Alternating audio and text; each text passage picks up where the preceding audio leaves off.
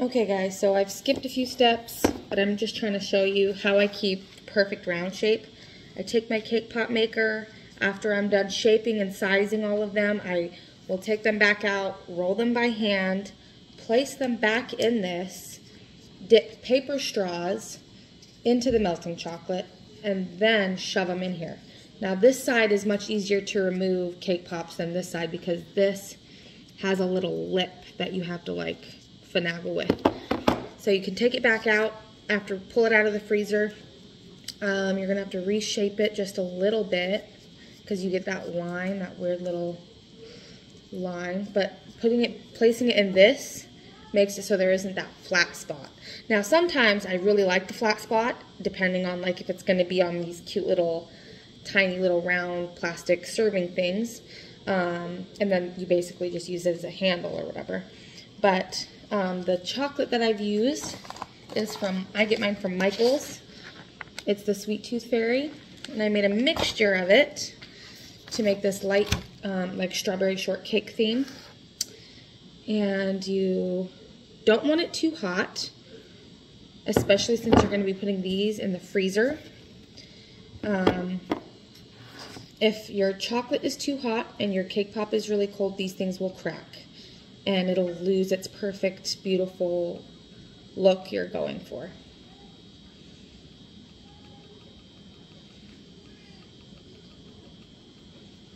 And you just tap the base of the cake pop real gentle so you don't bend or break the straw.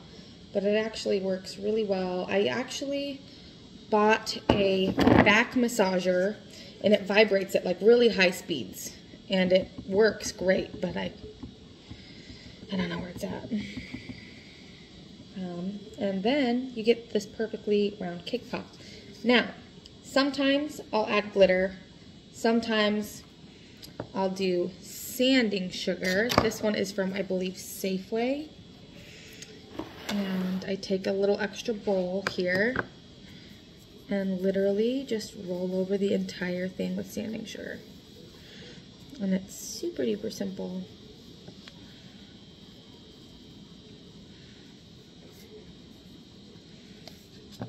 And you get this perfectly round cake pop.